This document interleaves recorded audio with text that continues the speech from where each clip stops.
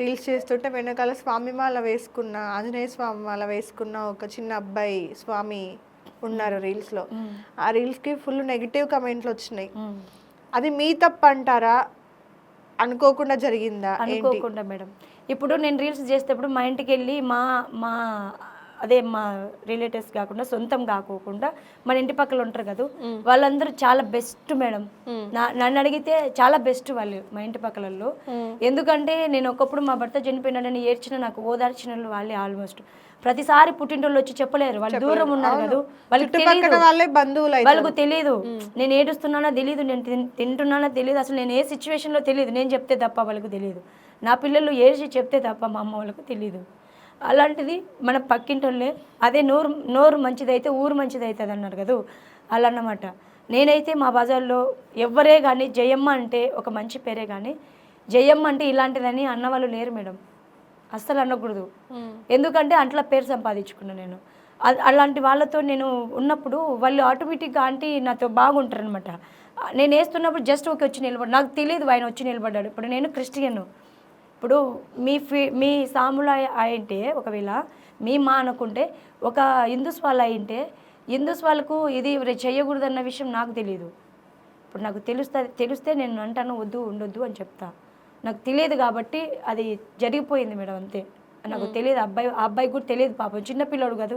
ఇప్పుడు ఆ పిల్లోడు పెద్ద పిల్లోడు కాదు. ఒకవేళ పెద్దవాళ్ళు వచ్చి నిలబడడం వేరే, చిన్నపిల్లలు వచ్చి నిలబడడం వేరే కదా మేడం. దానికి కూడా చాలా నెగిటివ్ కమెంట్లు వచ్చినాయి. మీరు క్రిస్టియన్ కాబట్టి కావాలని ఇలా చేస్తున్నారు, గౌరవించట్లేదు. లేదు మేడం, నేనైతే అందరినీ గౌరవిస్తా. నేను అందరిని అయితే ముక్కను, కానీ ఎవరి దేవుడు వాళ్ళకి, ఎవరి నమ్మకం వాళ్ళకి. మీ దేవుడు ఇలా, నా దేవుడు ఇలా అని చెప్పే అంత స్టేజ్లో నేను లేను. నేనైతే ఒక్కరే నమ్ముతా. నేను సచ్చేంత వరకు నేను నమ్మేదే నేను క్రిస్టియన్. బట్ ఏంటంటే నన్ను అంటారు ఎప్పుడు కూడా బొట్టు పెట్టుకుంటావు, అది పెట్టుకుంటావు. మీరు అది కూడా నన్ను అడగలేదు, నేనే చెప్తున్నాను. బొట్టు పెట్టుకుంటావు, గాజులు పెట్టుకుంటావు, అది పెట్టుకుంటావు అంటే నా భర్త ఉన్నప్పుడు ఏ రోజు నన్ను ఏది పెట్టుకుని లేదు. తాగితే ఇదెందుకు పెట్టుకున్నావు, అదెందుకు పెట్టుకున్నావు, ఇదెందుకు పెట్టుకున్నావు అని నా జీవితం అంతా అలా కాలం వెళ్ళిపోయింది. అలా ఏం లేదమ్మా. ఎప్పుడు కూడా నేనైతే అంటే నేను అలా నమ్మను. అంటే ఈ మతస్థులు దీన్ని పాటించాలి, ఈ మతస్థులు దీన్ని పాటించాలి అనేది లేదు. మనం ఉండేది ఇండియాలో, ఎవరికి నచ్చినట్టుగా వాళ్ళు బ్రతకొచ్చు. మనకు ఆ స్వతంత్రం ఉంది. నువ్వు గాజులు, నీ బొట్టు, నీ కట్టు అంతా కూడా నీ ఇష్టం. అది ఇందులో కూడా మళ్ళా కులాలు మతాలు అనేవి లేవు. ఇప్పుడు భర్త తెచ్చింది ఏం తెచ్చినాడు మేడం? భర్త వచ్చిన తర్వాత మనకు ఒంటి మీద వచ్చింది ఏంది? అసలు మనల్ని పుడతానే చాట్లో బండబెట్టేది ఫస్ట్ బొట్టు పెడతాడు. దిష్టి తగలకుండా ఫస్ట్ బొట్టు పెడతారు. ఎందుకు 10 మంది వచ్చి దిష్టి తగులుతుందని బొట్టు పెడతారు. భర్త తేలేదు కదా బొట్టు.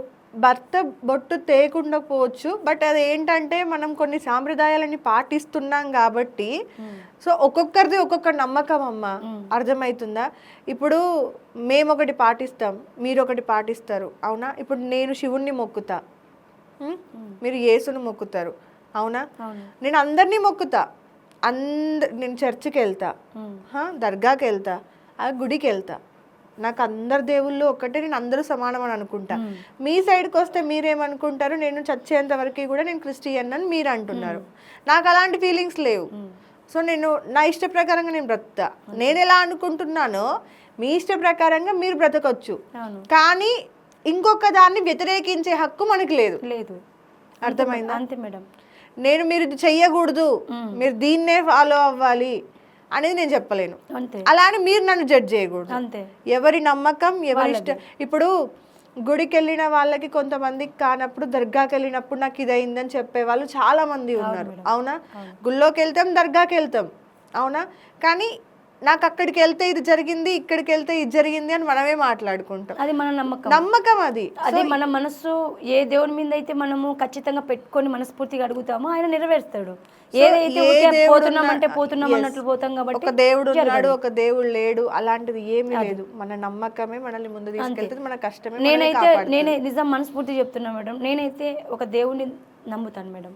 అది నాకు ఇక్కడ అంటే నేను పోలేదు, బహుశా ఇక్కడికి నేను ముక్కలేదు, చెయ్యదు, కానీ అన్నీ పెట్టుకుంటాను. నాకు ఇష్టం మేడం. మెయిన్గా గాజులు పెట్టుకోవడం, పూలు పెట్టుకోవడం, బొట్టు పెట్టుకోవడం చాలా ఇష్టము. కాబట్టి నేను ఇంత చిన్న వయసులో నేను 60 ఏళ్ళు వచ్చేంత వరకు ఏం పెట్టుకుని ఎందుకు ఉండాలని నాకే క్వశ్చన్ వస్తుంది. నాకు ఎందుకు ఉండాలి, ఏం సాధించిపోయినా సరే ఉంటా, ఓకే ఉంటా, నాకేం సాధించిపోయిండు? ఆయన జ్ఞాపకార్థం నా కొడుకు ఇప్పుడు వాళ్ళ పిల్లల తరము వాళ్ళు రైల్వే ఎంప్లాయీస్ మేడం. అనుకుంటే చాలా బాధ అనిపిస్తుంది ఆ విషయానికి వస్తే. వాళ్ళ ముత్తాతబ్బల నుంచి మా హస్బెండ్ వాళ్ళ అబ్బ కొడుకులు, వాళ్ళ కొడుకులు వీళ్ళు మొత్తం రైల్వే ఎంప్లాయీస్. మా హస్బెండ్తో లాస్ట్ మా మామయ్య గ్యాంగ్ మెను, వాళ్ళ నాన్న టీసీ, వాళ్ళ నాన్న ఏసీలో, ఇట్లా వాళ్ళు ఇలానే పోయింది. మా ఆయన పాయింట్స్ మెను, బండ్లు పంపించేది పాయింట్స్ మెన్ మా ఆయన. ఇలా పోయింది. నాకు ఉంది ఒక కొడుకే కదా. ఇప్పుడు వాడు ఏ పని చేస్తాడో ఆ పని ఏర్పడుతుంది ఇప్పుడు వాళ్ళ వంశానికి. ఒక డ్రైవర్ అవుతాడా? నా కొడుకు పేరు ఆకాష్ అయితే నేను ఇప్పుడు రాజు అంట మేడం, నా భర్త పేరు అంట. నాకు ఆకాష్ అంటే ఇష్టం లేదు, నేను రాజు అంట. నా భర్త పేరే అంట. నా భర్త మీద ఎంత కోపం ఉందో నా భర్త మీద ఇష్టం కూడా అలాగే ఉంది. ఆయన అంటే చాలా ప్రేమ. ఆయన చాలా బాగుంటారు, నాకంటే ఇష్టం మేడం, అంతే. ఆయనలాగా ఎవరు ఉండరు అనుకుంటా. నేను ఎప్పుడు కూడా చనిపోయినా ఎవరిని చూసినా నాకు ఎప్పుడు నేను చెడ్డగా అనుకోను. అరే నాకు ఆయన కావాలా, ఆయనతో ఇలాంటి ఫీలింగ్స్ నాకు కలగవు. ఎందుకంటే నాకు ఆయన మీద ప్రేమ అంతా, ఆయన మీద భయం అంతా, ఆయన మీద కష్టం కూడా అలాగే ఉంది నాది. అలా జరిగిపోయింది నాది మొత్తము. అలా ఇప్పుడు నా కొడుకు పని చేసినాడానికి ఒక కష్టం, ఒక కూలి పని చేస్తే కూలి పని రాజు ఆకాష్ అంటారు, ఒక డ్రైవర్ పని చేస్తే ఆకాష్. ఇది నిలబడిపోయింది అన్న చిన్న ఆశ. అది అన్నప్పుడల్లా నాకు చాలా బాధ అనిపిస్తుంది. అసలు ఆయన డబ్బులు వద్దు, ఆయన పెన్షన్ వద్దు, నాకు ఏమి వద్దు, కనీసము వాళ్ళ కొడుకు లైఫ్ కంటిన్యూ అయ్యేది. అసలు నేను ఇప్పుడు నీ ముందర వచ్చి ఇలా నేను అందరితో అనిపించుకుంటున్నా స్టేజ్ నాకు రాకపోదు కదా మేడం. ఎందుకు వస్తుంది చెప్పు? నన్ను ఇలా అనడం అలా అనడం ఎందుకు వస్తుంది? ఒక రైల్వే ఉద్యోగస్తుని భార్య ఉండి కూర్చొని 30,000 పెన్షన్ ఈజీగా వస్తుంది. 28 ఏళ్ళ సర్వీస్ ఎంప్లాయీ అయితే ఎంత లేదన్నా ఆయన కరెక్ట్గా చేస్తే 50,000 వస్తుంది పెన్షను. లేదు ఆయన అప్పుడప్పుడు చేస్తున్నాడంటే కనీసం ఎంత లేదన్నా 30,000 వస్తుంది. ఎందుకంటే ఇప్పుడు మా ఇంట్లో తీసుకుంటున్నారు అందరూ. మా ఆయన వాళ్ళ జేజీ అయితేనేమి, మా ఆయన వాళ్ళ పెదనాయన పెళ్ళాం అయితేనేమి, మా ఆయన వాళ్ళ పెదనాయన కోడలు అయితేనేమి, మా అత్తమ్మ అయితేనేమి, అందరూ రైల్వే పెన్షన్ తీసుకుంటున్నారు. మరి నాకు బాధ అనిపించదా? ఇంత కట్నం తెచ్చి ఒక్కటి చేసి ఉన్నా సరే మీకు లైఫ్ నాకు ఒక్క రూపాయి ఇవ్వకుంటే నాకు బాధ అనిపించదా? నాకు అందుకే నాకు ఎవరైనా అడుగుతారు కదా, బాత్రూమ్స్ అడుగుతాడని చెప్తాను నేను మా ఆయన్ని. ఎందుకంటే రైల్వే ఎంప్లాయీస్ ఉండి నువ్వు ఇక్కడ ఇలా ఎగడం ఏంది చిల్లరగా అంటే అప్పుడు నేనే తిట్టించుకున్నట్టు అవుతుంది. చెప్పించుకొని మరీ ఏమంటారు చూడు, గాడిని గోకి తన్నించుకున్నట్టు అవుతుంది నా వ్యవహారము. అట్లుంది. అందుకే నేను చెప్పుకోను. ఎందుకు ప్రౌడ్గా ఫీల్ కావాలో? ఏమి ఇచ్చిపోయిండు? నాకు ఏమొద్దు, నా లైఫ్ వద్దు, నా జీవితం స్మైల్ అయిపోయింది. నేను నా లైఫ్ గురించి నేను ఎప్పుడు ఆలోచించలేదు మేడం. బట్ నేను ఒక్కటే ఆలోచిస్తాను, నా కొడుకు ఉద్యోగం ఉండింటే వాళ్ళ పిల్లల తరము వాళ్ళ వంశం నిలబడిపోవు. మునిరాజు మునిస్వామి అని మా మామయ్య పేరు, వాళ్ళ వంశం నిలబడి ఒక రైల్వే ఉద్యోగస్తుడు. ఇప్పుడు ఏమంటారు మమ్మల్ని, నన్ను, నా కొడుకుని ఏమంటారు? పని చేసుకొని బతికేటోళ్ళు అంటారు. మళ్ళీ అలాంటి జీవితం ఇచ్చిపోయినప్పుడు ఏ విధంగా నేను ఆయన మీద అన్నీ తీసేసి నేను ఉండాలి? ఎందుకు ఉండాలి? నేను ప్రత్యేకంగా సమాజానికి నేను ఇదే చెప్పాలనుకున్నా ఇంటర్వ్యూలో. నిజంగా చెప్తున్నా, ఎవరికైనా గర్వంగా చెప్పగలను. భర్త ఏదైతే ఇస్తుంటే ప్రేమ ఉండాలా లేకుంటే లేదా అని మీరు అడగొచ్చు. కానీ ఇంత ఘోరంగా హింస పెట్టి పోవద్దు. భర్త అన్నాక కనీసం నువ్వు పోతావని నువ్వు తెలీదు, కానీ నువ్వు ఒక రైల్వే ఉద్యోగస్తుడు అయ్యండి, నువ్వు న్యాయం చేసిపోవాలి. నీ పిల్లలకి నువ్వు న్యాయం చేసిపోవాలా? అసలు నువ్వు ప్రజెంట్లో ఉండింటే ఆ లెటర్ ఆ రోజు తీసుకుంటే ఈ రోజుకి మాకు 20 లక్షల డబ్బులు వచ్చేది తెలుసా? మేము ఇటు వచ్చి మీతో మాట్లాడే వాళ్ళమా? అసలు నేనెవరో నీకు తెలుసా మేడం? ఒకవేళ నాకు చదువు రాదు, నాకు కసుగొట్టేదన్నా ఇవ్వకపోతురా మాటకు? కసుగొట్టకుండా ట్రైన్లో ఊడ్చేదన్నా ఇయ్యరా మేడం? ఇస్తారు. ఎందుకు ఇవ్వరు? ఎవరు టాలెంట్ వాళ్ళకి ఇస్తారు కదా. నేను ఒకవేళ చదవలేకపోయిండొచ్చు, నేను కాదని చెప్పను. నేను ఊడ్చుకుంటేనే నా పిల్లలు పోషించుకునేదాన్ని కదా. ఈరోజు నేను ఇట్లా ఫైల్ పట్టుకొని పోతే ఈరోజు నన్ను ఏమంటున్నారు, నీ భర్త ఏ రోజు చేసినాడు నువ్వు వస్తున్నావు పెన్షన్కి అంటున్నారు. నేనేమని సమాధానం చెప్పు? ఈ మాట అంటే వాళ్ళ ఇంట్లో వాళ్ళు అంటారు, నువ్వే పంపించలే, నువ్వే కేసులు పెట్టినావు, నువ్వే చేసినావు, ఇట్లా నింద. ఆయన చనిపోయినా నిందలేస్తేవి, ఆయన చనిపోకపోయినా నిందలేస్తేవి. పోనీలే ఆయన పోయినాడు, ఇప్పుడు పింఛన్ వస్తుంది. ఆయన పోయిన తర్వాత నీ పిల్లలకైనా ఉండేది, నీ తదాంతరం నీ కొడుకు నీ మనవనికి నేను ఇవ్వను, నేను చెయ్యను. మేము అది కూడా ఆశించలే మేడం. నేను అది కూడా ఆశించాను. నేను వద్దు మేడం, నాకు నా పిల్లోడిని ఒక ప్రైవేట్ జాబ్ కానీ చిన్నగా 20,000 జీతం కానీ చేపించుకొని వాళ్ళకి ఒక మంచి భవిష్యత్తు ఇవ్వాలనుకున్నా. అంతే మేడం. నేను ఎవరిని హింస పెట్టి ఎవరిని బాధ పెట్టి చేయాలనుకోలే. నేను కూడా ఇది నాది ఇంట్లో అంటుంటుంది, అస్తమానం నాది నాది అని టార్చర్ పెడతారు మా వాళ్ళు. మేము కూడా రెంట్కి పోవాలనుకుంటున్నాం. వద్దు, దగ్గరుండి 24 గంటలు గొడవ పడితే నాకేమైనా వస్తుందా? ఏమైనా వస్తుందా? దానివల్ల ఇంకా నేను అరచడం వల్ల మొన్నట్లే అరచడం వల్ల నేను మళ్ళీ కళ్ళు తిరిగి పడిపోయినాను. రేపొద్దున నేను కోమలేకపోతే నా పిల్లల పరిస్థితి ఏంటి? ఇంకా ఉండి ఆ 2 సెంట్లు కూడా అమ్మి ఆ పిల్లలు నాకు చూపించాలి. మళ్ళీ వాళ్ళ పరిస్థితి ఏంటి చెప్పు. కనీసం అదన్నా ఉందన్న ధైర్యంతో బతుకుతున్నా నేను. ఇంకా నా కాళ్ళు చేతులు బాగుండే నాళ్ళు ఇది కాకుంటే 4 ఇండ్లు పాచి పని చేసి కానీ దీంట్లో ఫేమస్ కాలేకపోతే ఒకవేళ ప్రేక్షకులు అటెండ్ చేయగలరు కదా, దించగలరు, ఎత్తగలరు, వాళ్ళ చేతిలో ఉంది. మనం ఏం చేయలేము కదా. రాత్రికి దించగలరు, రాత్రికి ఫేమస్ చేయగలరు. అది మనం చేతిలో లేదు. ఏంటి మీ డ్రీమ్ ఏంటి అసలు? ఏం చేద్దాం అనుకుంటుంటే? యాక్టింగ్ అంటే ఇష్టమా?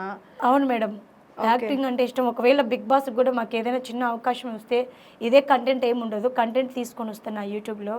కంటెంట్ చేంజ్ చేస్తాను, ఖచ్చితంగా చేంజ్ చేయడానికి ట్రై చేస్తాను ఆల్మోస్ట్. ఇంకా ఏమైనా మా పిల్లల్ని నా జీవిత చరిత్ర ఎవరో ఒకరు ఏదో ఒక దేవుడు చూసి ఒకవేళ మాకు చిన్న అవకాశం ఇచ్చినట్లయితే ఇంకా వాళ్ళ జీవితానికి నేను బతకడానికి అంటూ కాదు కానీ ఒక నిండు చిన్న ప్రాణాలు వాళ్ళు నిలబెట్టండి. అంటే వాళ్ళ భవిష్యత్తు వాళ్ళ పునాది. ఇప్పుడు చూస్తున్నారా బిగ్ బాస్? చూస్తాను మేడం. ఇప్పుడు రెగ్యులర్ గా చూస్తున్నారా? చూస్తాను. ఓట్ వేస్తున్నారా? వేస్తాను మేడం. ట్రై చేశారా మరి? మొన్న కామనర్స్ కి ఈసారి ఎంట్రీ ఇచ్చారు కదా, ట్రై చేశారా? చేయలేదు మేడం. చేసి ఉండాల్సింది. చేద్దాం మేడం, చేస్తాము. నెక్స్ట్ ఇయర్ వెళ్ళాలనుకుంటున్నాను. నెక్స్ట్ ఇయర్ వెళ్ళాలనే డ్రీమ్తోనే ఇంకా కొంచెం మనకి ఫాలోవర్స్ కూడా పెరుగుతారు. మనకి ఇంకొంచెం వాళ్ళని బ్యాడ్ కామెంట్స్ పెడుతున్నారంటే వాళ్ళు మనం తిరిగి ఇచ్చి తిట్టలేక కాదు, వాళ్ళని సంపాదించుకుందాం, చూద్దాం ఎంతవరకు తిడతారు. తిట్టి వాళ్ళు అయ్యో పాపం ఏదో ఒక రోజు వస్తుంది, ఖచ్చితంగా వస్తుంది మేడం, రాకుండా ఏం పోదు. ఏదంటారు చూడు, నవ్విన చేయను నామ్మండుతుందంట పల్లెటూరులో అంటారు పెద్దలు. ఎవరైతే మనం చూసి నవ్వుతారో ఏదో ఒక రోజు మనకు వస్తుంది లైఫ్. దేవుడు ఇదే లైఫ్ ఎప్పుడు పెట్టడు, ఎప్పుడు నాకు ఏడిపే పెట్టడు, ఎప్పుడు నాకు నవ్వే పెట్టడు, ఎప్పుడు నాకు డబ్బే పెట్టడు. జీవితం అంటే అన్ని విధాలు ఉంటుంది, కష్టం సుఖం నష్టము అన్నీ ఎదుర్కొంటూనే నేను వచ్చిన. ఇంకా ఎన్ని రోజులు ఉందో చూద్దాం. ఇప్పుడు ఎవరు ఫేవరెట్ కంటెస్టెంట్ మీకు బిగ్ బాస్లో? ఇమ్మాలేనన్ను. ఇమాన్యుయలా? ఓటేస్తున్నారా? వేస్తాను మేడం. ఎవరికి గెలుస్తారు అనుకుంటున్నారు? ఏమో మేడం, అన్న అనుకుంటున్నాము, చూద్దాం. అవునా? ఓకే. ఎవరి గేమ్ మీకు అంటే ఇమాన్యుయల్ కాకుండా ఇంకా మిగిలిన వాళ్ళల్లో ఎవరి గేమ్ బాగా నచ్చుతుంది? అందరూ అంటే మీరు అట్లా ఆడగలుగుతారు, అరే నేను అక్కడ ఉంటే నేను ఇట్లా ఆడతాను అని అనిపిస్తుంది కదా నార్మల్గా. అరే నేను ఇట్లా ఇప్పుడు గొడవ అవుతూ ఉంటుంది కదా అప్పుడప్పుడు, నేను అక్కడ ఉండుంటే నేను ఇట్లా మాట్లాడేదాన్నేమో, ఏమో నాలాగుంది అని ఎవరైనా అనిపిస్తున్నారా అట్లా? ఇంకా ఎవరైనా అనిపిస్తున్నా అంటే ఇన్మాలేననే అన్ని దానికి సపోర్ట్ చేస్తారు, బాగానే చేస్తారు. ప్రత్యేకంగా ఏం చెప్పట్లేదు, మళ్ళీ వాళ్ళు ఫీల్ కావద్దు. అక్కడ ఉన్న వాళ్ళు కూడా అందరూ బాగానే ఆడుతున్నారు పోటీగా. మామూలుగా అయితే అన్న కొంచెం అన్ని విధాలుగా అనిపిస్తుంది. ఓకే.